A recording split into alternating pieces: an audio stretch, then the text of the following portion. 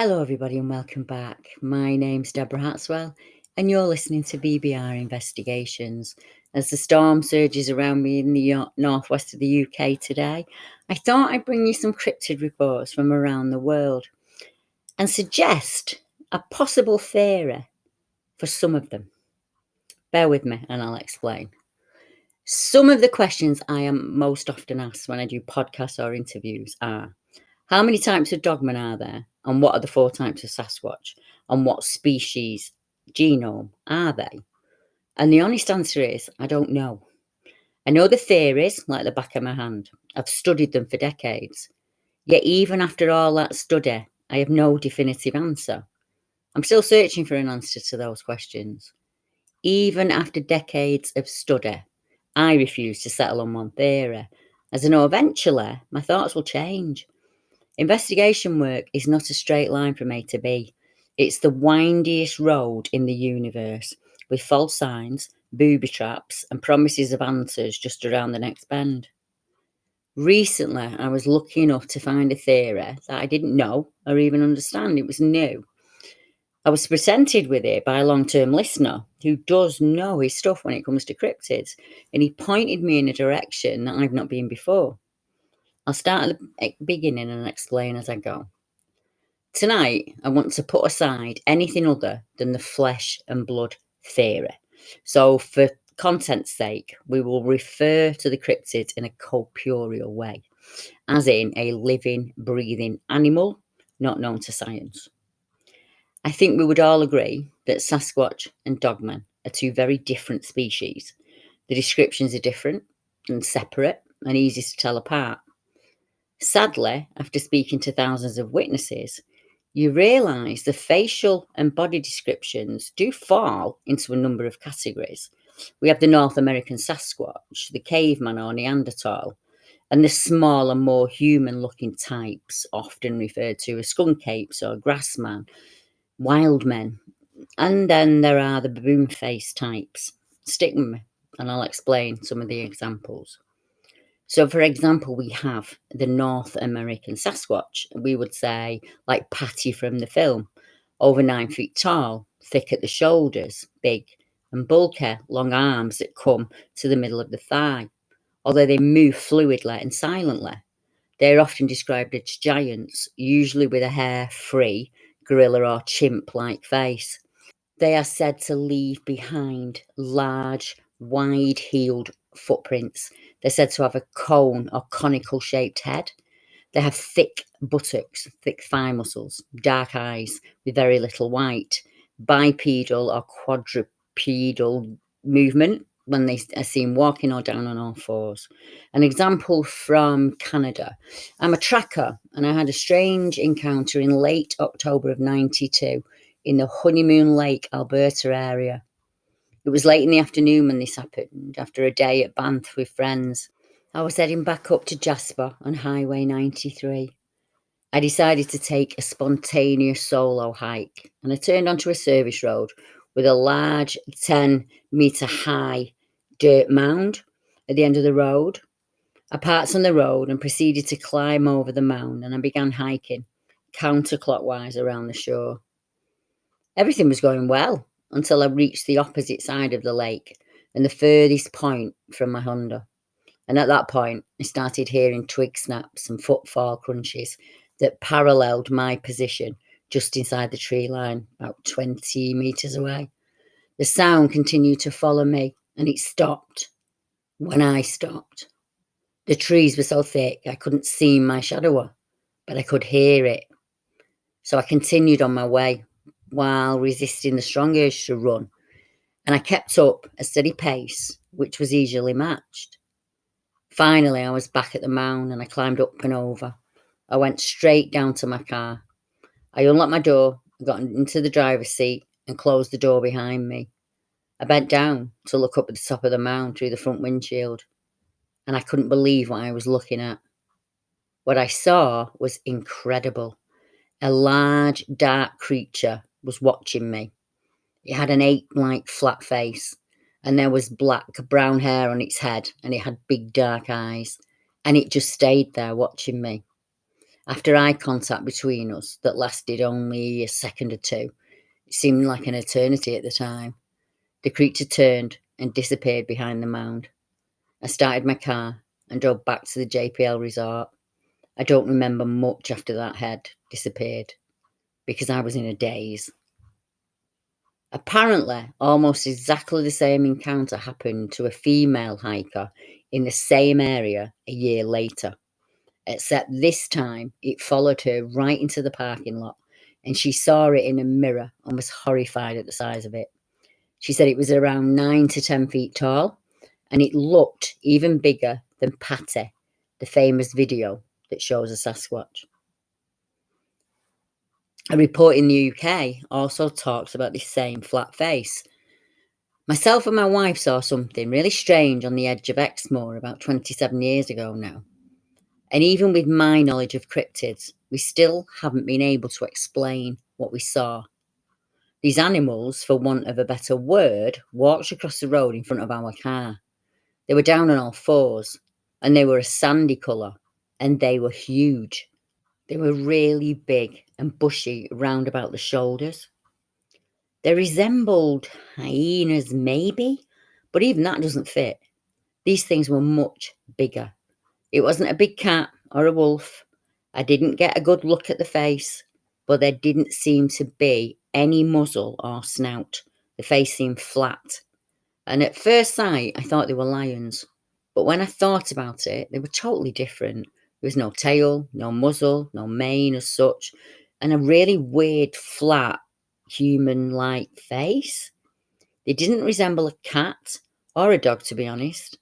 The size stood out to me as they were really big. They were just huge, in fact. I was driving at the time from Bampton, December 95. I stopped the car, I looked back, but they were gone. They just walked right across the road in front of us. They didn't show any fear, and we just looked at each other, and we both said at the same time, "Did you see that?" Tam. A retired policeman and the family also saw a Bigfoot that fitted the description of Patty in Wisconsin. A family of 3 reported an experience after they came upon a 2-legged hairy creature. The man reported the sighting as a retired police officer. Says he, his brother and sister were driving on a back road near Tripoli, Wisconsin, when they observed the unusual being on the 7th of July 2019. He stated, "The day was clear and cool. We were travelling approximately 10 to 15 miles an hour in a Chevy Suburban. I was looking out across the clearing when I saw a large reddish-brown upright figure running along the edge of the trees in the distance. The creature I saw was hunched over, and it was too big to be a deer, and it didn't have the proper height or gait to be a bear. When he returned to ask his brother and his sister what they'd seen, they also confirmed the sighting. His brother described the being as 6 feet tall, hairy, a reddish figure with no muzzle or neck, and he said that the trees moved aside the creature as if it was pushing its way into the woods." Now, I'll give you some examples of the caveman or Neanderthal description. Now, we're kind of using that as an umbrella to cover lots and lots of different types of reports, but usually the word Neanderthal, troglodyte, wild man, more human than ape, less hairier, shorter in height, smaller in stature. The body's less hairy, as I said, and sometimes skin is seen. They have a more human-looking profile, a human-type foot, although bigger than a human male. They have a pronounced brow ridge, often described, as I said, as troglodyte in appearance or Neanderthal in appearance. I would even suggest we look at some other hominids like Adapis, Agaster. There are quite a few of them out there that would fit for this type of figure that is being seen. They are more athletically built, so they have like a human eye, human teeth. Bipedal, quadrupedal, once again, they are seen down on all fours or up on 2 feet. Now, a good example of this in the UK is a wildman that was captured in 1948 while working as a nurse at the Royal Western Counties Hospital in Devonshire in 82. Jonathan Downes was told a strange tale by one of the staff doctors who at the time was on approaching retirement. According to the doctor, he'd been on duty one morning in the winter of 1948 when he received several unusual telephone calls from local officials, all informing him in a distinct manner that a highly dangerous patient who'd been captured on the wilds of Dartmoor would be brought to the hospital within the next hour. The patient would require a specialist care team and an isolated room well away from others. The doctor arranged this and awaited his patient's arrival.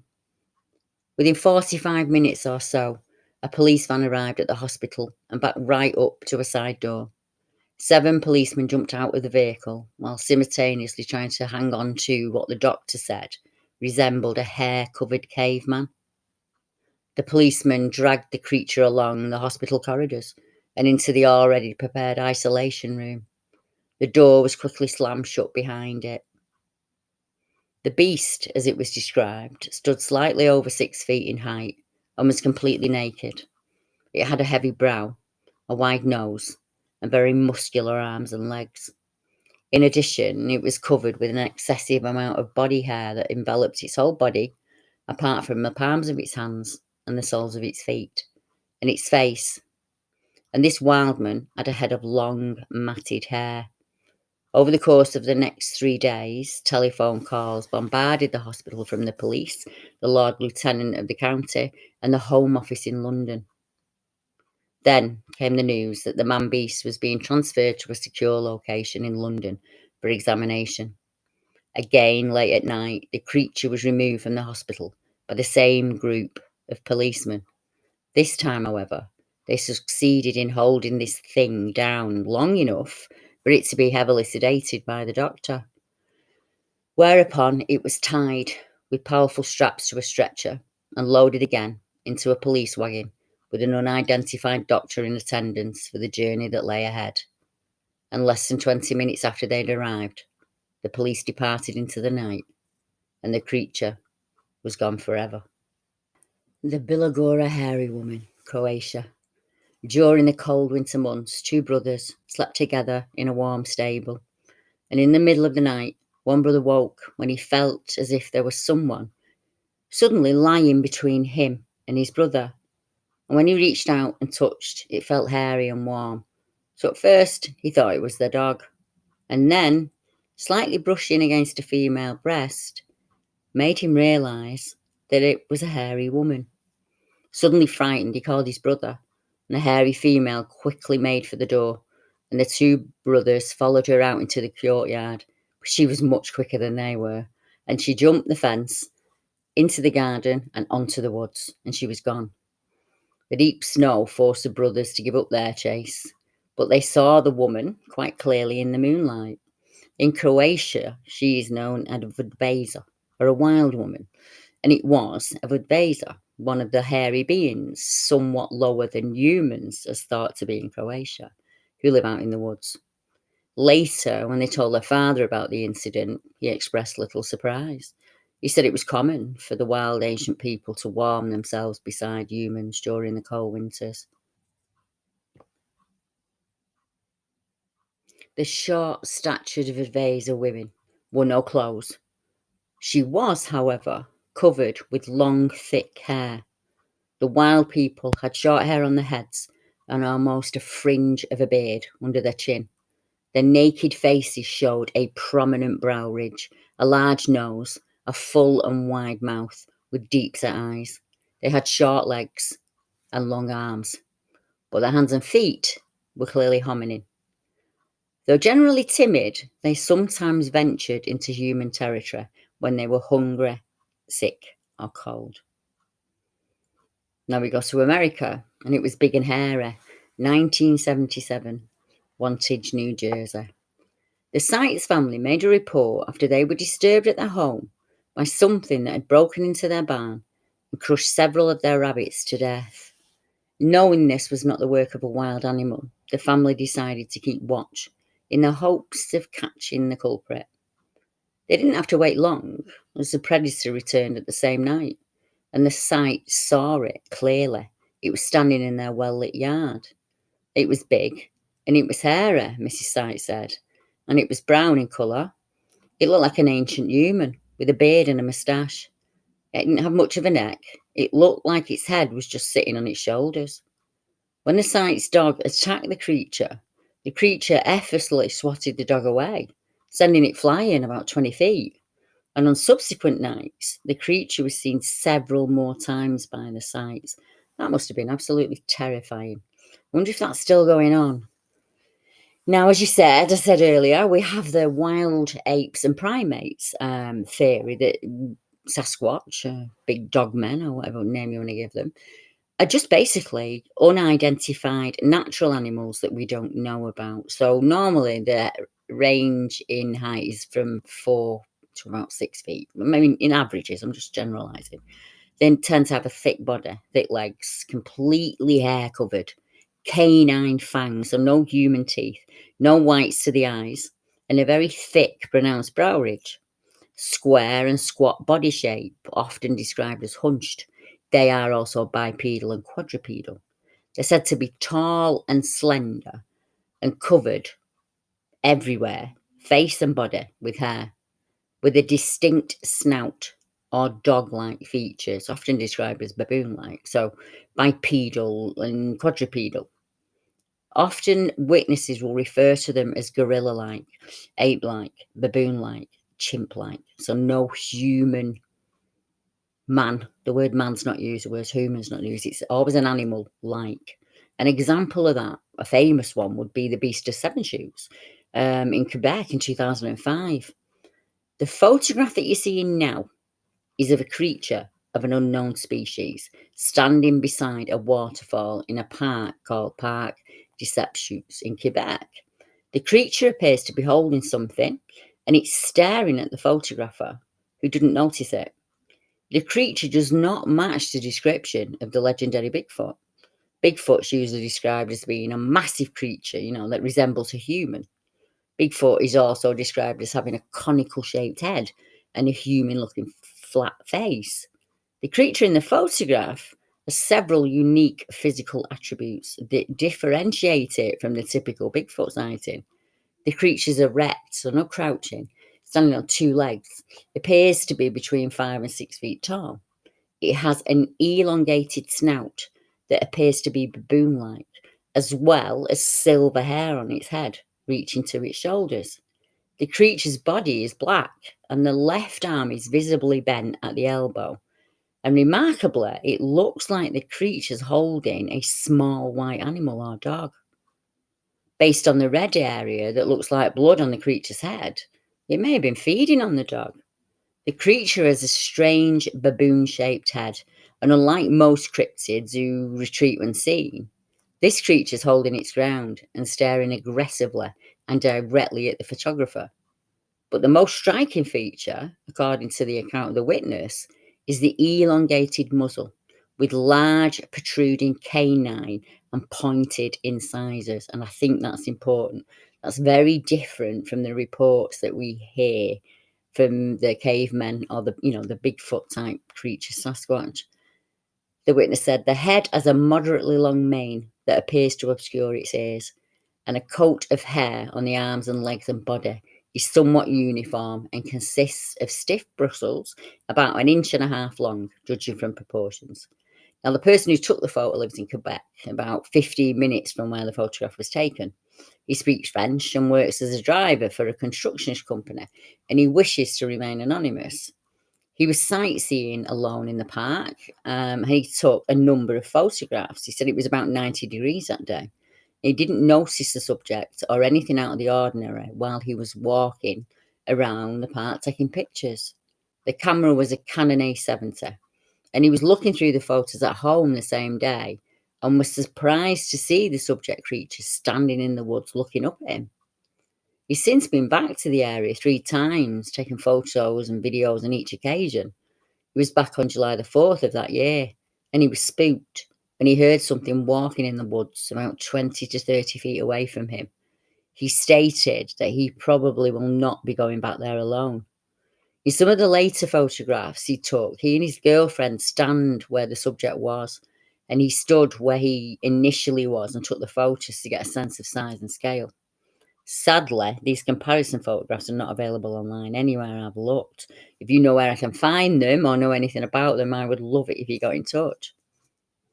In the UK, we have the famous case of the Eildon baboon that happened in 2011.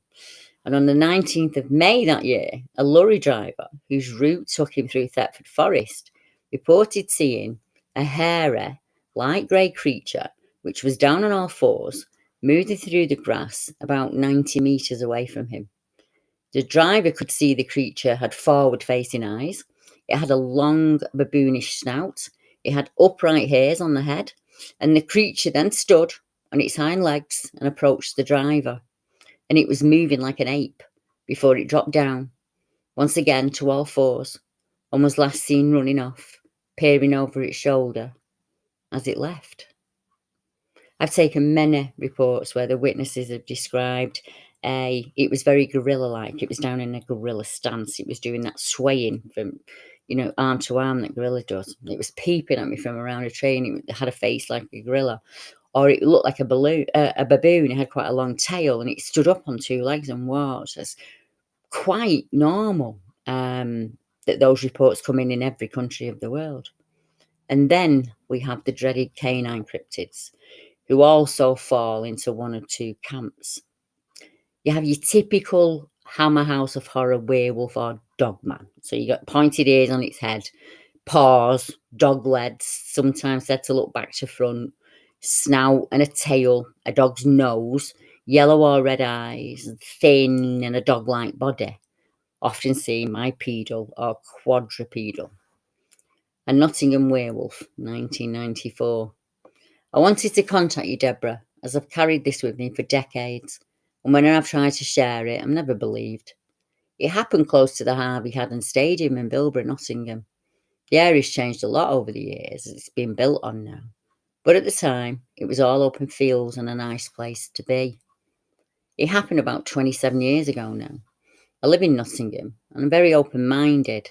Back then, I was going out with a girl, and I always walked her home at night. We'd walk along a path, and then we'd always walk down a long cut-through. We did the same walk every time. We never had any problems. Until one night, I'd walked her home, and I was returning to my home for the night. I'm not the sort of person who scares easily, but this changed my perspective on things after it happened, and I've never been able to forget it. I was going through the cut-through, just minding my own business, and I heard a blood-curdling growl. I just froze. I was so scared. And then I turned around and I couldn't believe what I saw. This thing I was looking at was about 7 feet tall, with a heavy build and black fur all over its body. Now I'm 6'8", and I'm scared of no man, but this thing scared the living hell out of me. I started to back up, bit by bit, and it just stood there and looked at me. And then it started to come towards me, and I just ran. I ran like mad. I don't think I have ever run that fast in my life before or since. I knew it was behind me all the way. I could hear it. I could hear it breathing, and I could hear it running. How I managed to get home, I will never know. But somehow I did. I came flying through the front door, and I was as white as a ghost. And my dad asked me, "What's happened?" And when I told him, he said, "Oh, it's just the dark playing tricks on your eyes." After about a week or so of him saying that, I thought he was probably right, so I just left it. I was so wrong, though. A year or so later, I'm walking over the place with my girlfriend's brother. It's a foggy night, and we're just walking along, and out of the blue, he says, "What's that?" I couldn't see anything, and I said, "What are you on about?" And then he pointed at this crouch thing. I could literally not believe my eyes.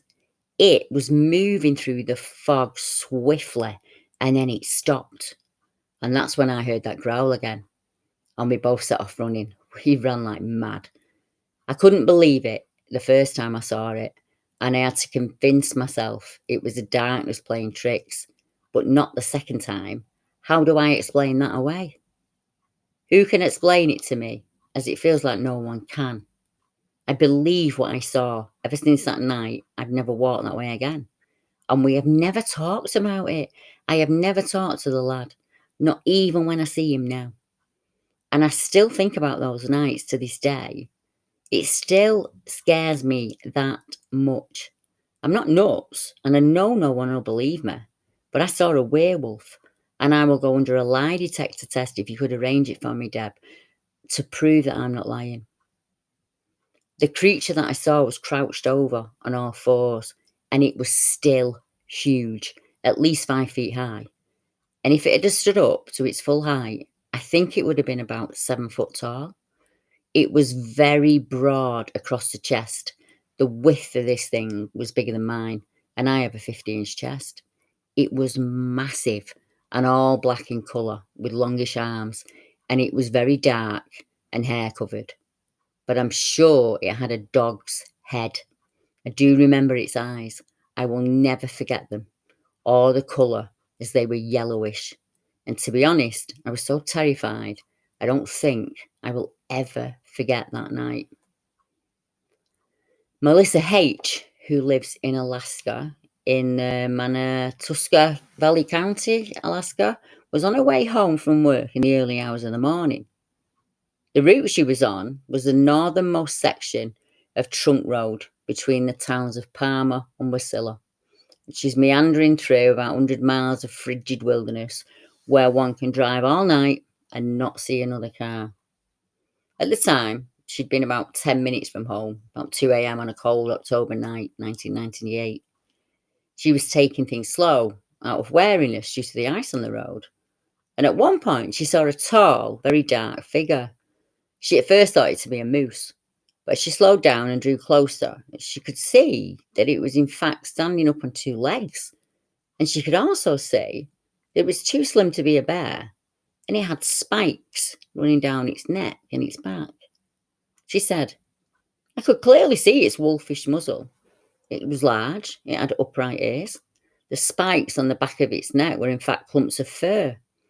Its spine curved in a smooth, very natural looking way. And it was standing in the ditch, inches from the pavement. Because I was focused on its upper body, I don't recall anything about its back legs or if it had a tail. I did see its front legs though. They were very dog-like. They were kind of hanging awkwardly down and slight forward its front, like a dog would if it was begging. While it clearly had a canine look, there was still something off about it that I cannot articulate.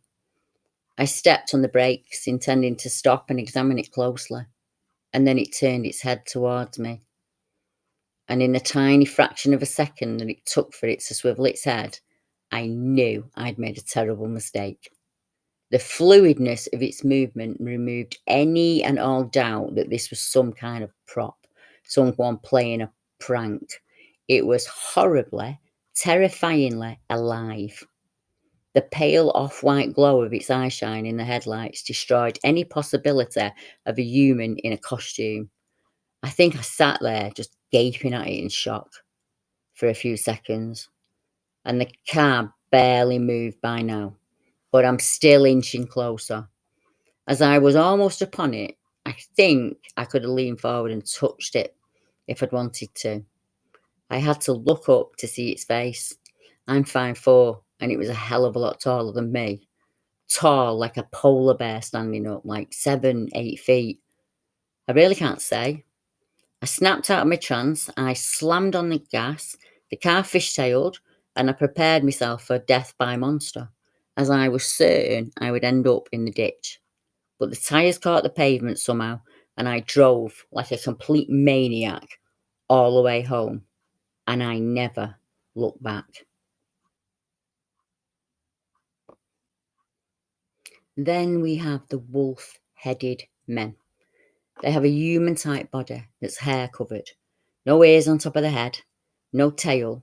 They have hands and feet rather than paws, a wolf-like face, often said to be bipedal and quadrupedal. Like the Scottish wolver, the cynocephali, the Benedante, St. Christopher was said to be a dog-headed man. You will often see them in robes depicted as quite holy. Here's an example. I thought it was a tree stump. Jura, France. And this is Evie's account. I've always loved nature, fields and forests since my childhood. I always went into the woods a lot. But one time, a few years ago, has made me very, very wary about entering the woods alone now. One morning, I arrived early and I got on the trail I knew well. I saw a black mass at the end of the trail and I thought it was a tree stump. I continued to search for mushrooms and gradually moved closer to the tree stump. And when I looked up, my heart started thumping so hard, I felt like I could hear it outside my chest. I do not understand what I had in front of me, but what I was seeing with my own eyes had to be impossible. Imagine a hair-covered human being squatting with a wolf's head on their chest, sleeping. But it wasn't a human being. It was covered with black hairs everywhere. And it wasn't a boar. And it wasn't a badger. I don't understand what it was. And especially as I'd never felt such a feeling of panic in my life. I started backing up, praying that this creature would not wake up. And I ran away without turning around. I really want to know what he is, but I'm scared to go back. Yet at no time did he show any aggression towards me. I still fear him. The dog-headed man, Black Stonehenge. Hi Deb, I just had to tell you about a conversation I had last night when I was talking to my sister, as I sent her some transcripts of your encounter stories a couple of weeks ago now, which she seemed to have prodded her memory. My sister's always been a bit of a world traveller, and when she was in England about 40 years ago, she was talking to our grandmother, our mother's mother, and her gran told her about her friend who met the wolf-headed man. You could have knocked me down with a feather when she explained that what gran had said. At last, someone in my family who wouldn't think that I was a raving lunatic. They all smile when I try to talk about our subject, but I know that what they're thinking. Honestly, I think there are thousands of us out there who get the same reaction from family and friends and work colleagues, and that's if you're brave enough to bring up the subject. Unfortunately, this meeting could have been as far back as 100 years or more or so, Deb, so I don't have a specific time frame. My gran was in her 80s when she shared the account, so it could have been before World War One.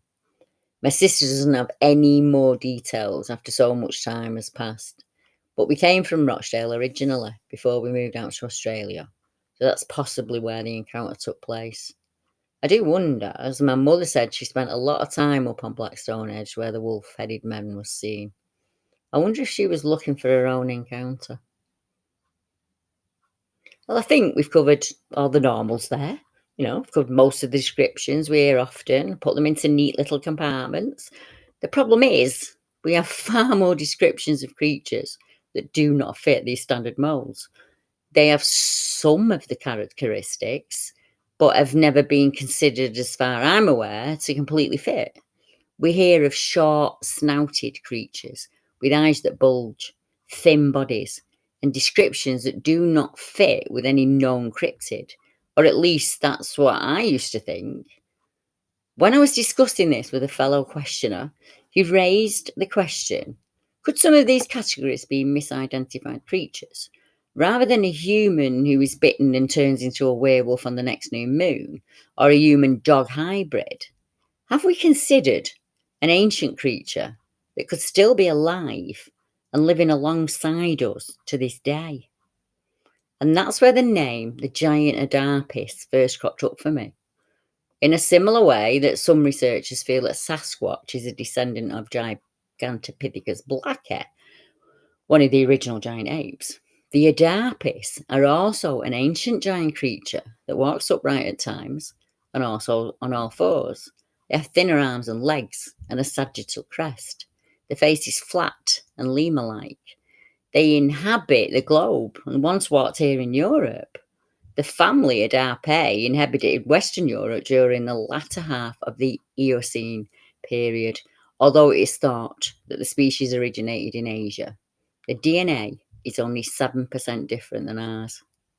Adapis forms inhabit forested environments and were probably mostly active during the daytime, but they are considered diurnal. That's what I believe Sasquatch does. Over generations, the species became fitter and added more body mass because they would hunt at dawn and dusk. They grew larger and fitter, and as body mass increases, metabolic rate slows, making it more likely that an animal, such as an Adapis, could subsist on a diet of just fruit and leaves alone. Most Adapis have sharply crested teeth that are specialised for eating vegetation. The skulls bear a large sagittal and nuchal crest, which would have enabled massive, powerful, repetitive chewing muscles. We hear all of these traits when we discuss the North American Sasquatch. The diurnal habit of hunting at dawn and dusk. The large sagittal crest is referred to as domed. The head is the shape to allow for the huge chewing muscles needed for such a diet. They have large eye sockets and orbital crests. A recent study by Dr. Melba Ketchum revealed 111 Sasquatch samples were examined, and a number of them had an unknown male contributor. Dr. Ketchum suggested this unknown male could possibly be an unknown primate with a close genetic relationship to humans and giant apes. Could we be dealing with a species of its own? Some researchers believe the Sasquatch itself to be a human cousin or brother, and I'd agree with this theory. The fossil record, though, is full of holes. We can suggest, theorise, surmise what these early hominids did when they walked the earth, what they looked like, what their hair was like. But we don't know if they mated only with their own species or if they intermingle, so to speak. Humans and Neanderthals interbred, and I'd suggest that other hominids did too. The strongest of those individuals continue to breathe. Earlier, I gave you some examples of witness descriptions that fit the standard norm, what we expect to hear. But as I stated, not all reports I receive fit those molds. And as I share the next reports with you, listen to the description given and see what mold you would fit the creature into. And I would suggest a close link with the Adapis, even if only in description alone. A childhood experience, 1966. I was a child of 5 back then. We'd recently moved to a place in the countryside, a new house, new friends of a similar age, new school. We played all day during our, days off from school until the sun went down. We fished and cycled and climbed trees and climbed hills. Every day was an adventure. We used to go to a small flat plain by the river, and we could make as much noise as we liked out there, away from prying eyes and adults. Or so we thought. On the other side of the river was a large, steep bank. It was heavily wooded and overgrown. The first event that at the time went unnoticed, really, but now I feel is important, was the stone throwing. Stones would be thrown and they'd land with a thud close by as we sit together. We all blame one another. Who else could it be? No one else was even out there. But this happened so many times, it just became a game. We even started throwing them back in the direction of the trees. And then the stones would be much larger and they would be hurled. And we should have been able to see the person throwing them, as the weight of them meant a human would have to be much closer to land those stones in the river. I think it was to stop us coming to the area, but I didn't put that together until much later, and we honestly viewed it as a game. One day, I was on the opposite side of the river, and my friend pointed at something at my side and shouted, "What's that?" I looked around behind me and something darted away quickly.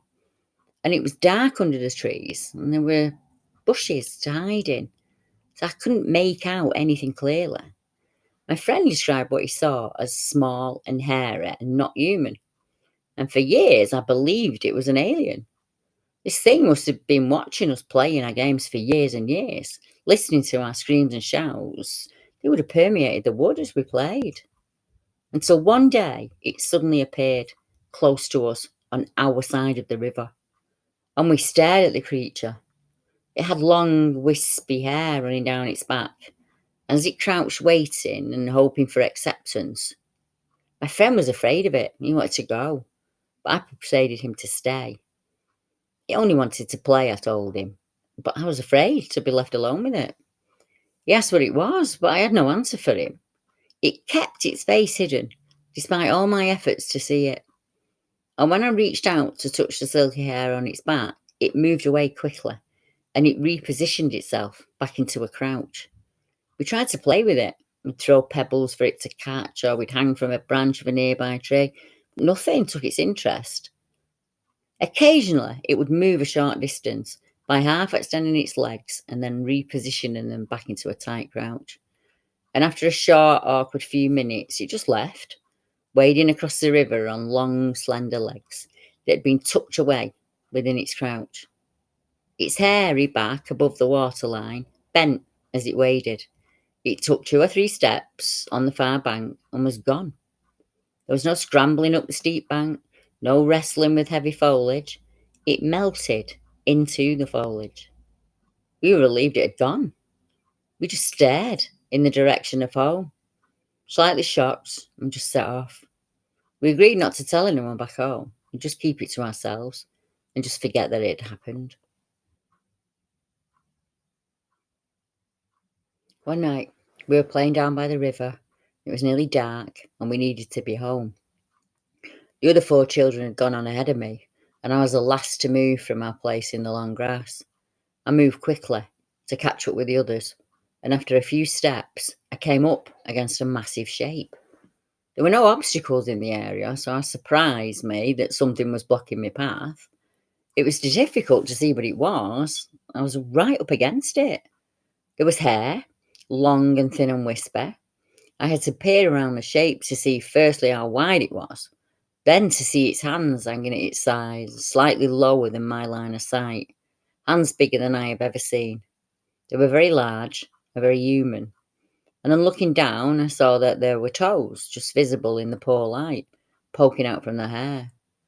On realising the mass had limbs, feet and hands, I looked up to see the head, but there was just nothing but darkness. A face slowly came into view as it looked down. The first thing I noticed was how small the face and head was compared to the body. I saw a strange face looking down at me with a look of amusement. Amused, a child looking up in shock, I don't know.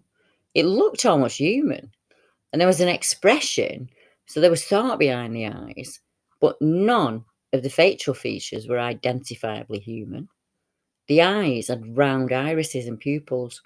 I didn't notice the nose or the ears. The mouth was just like a gash, like a pug-faced, ugly dog. Then I was looking into the darkness again. The head must have swung round very fast, so fast I didn't even see it move. And then it came back into view, this time from the right. The head moved very smoothly, without any movement of the body, similar to the head movements of an owl.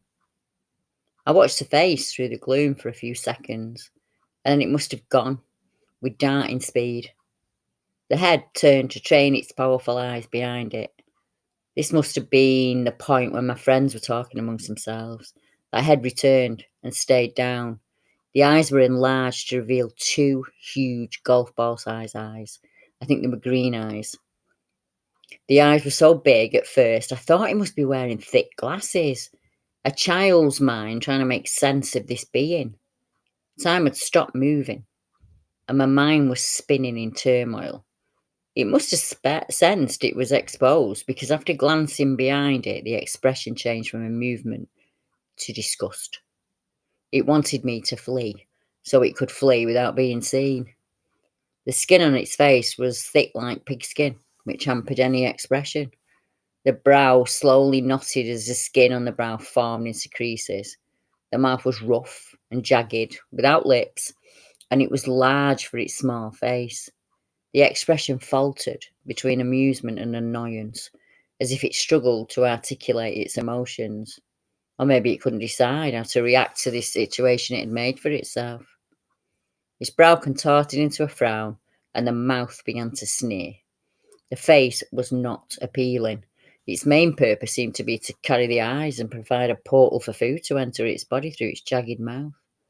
It wanted me out of the way, and that was my cue to remove myself and get to the safety of my friends.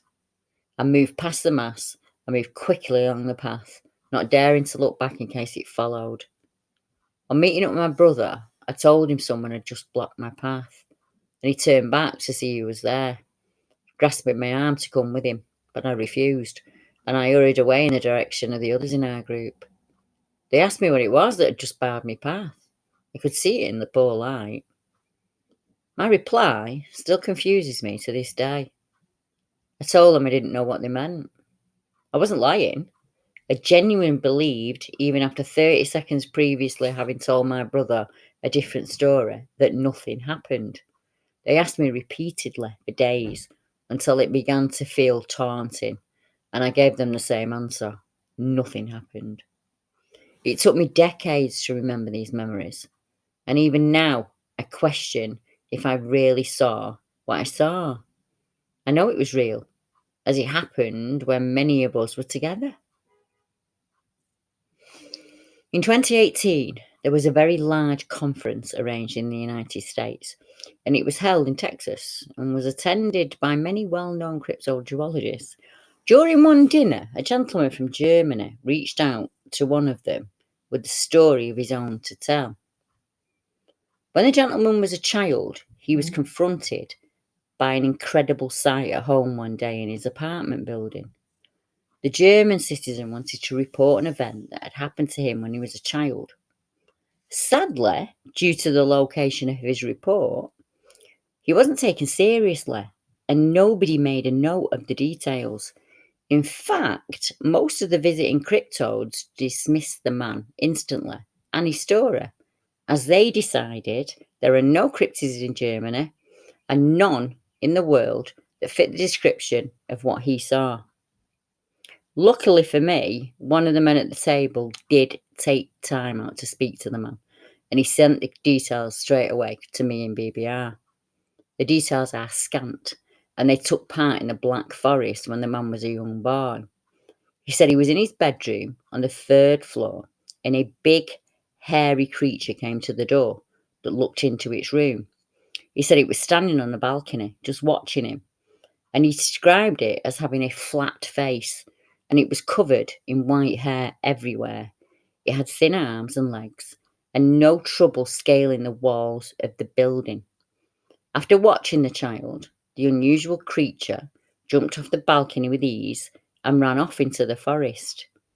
He said he saw it on the ground, running fast away from the apartment block. Now, I have no idea why this man's story was not good enough for a well-known crypto, an expert in his field. I don't understand the non-pursuit of knowledge, other than fear, really, of proving your own hard-push theory wrong. I'm the opposite when it comes to collecting other people's truth, as I know not all reports fit the mould, and that theories, although welcome, is merely conjecture. I do feel that through years of research, misinformation, and well-forced opinion, we have come to believe we humans know everything there is to know. Not only about the subjects of cryptids, but in our knowledge of the natural and supernatural worlds, when in reality, we're just one colour on a spectrum. Sometimes we are blind to the vibrance that emanates around us. We only look with our eyes, when we should be examining and exploring every shape, colour and texture that our world has to offer.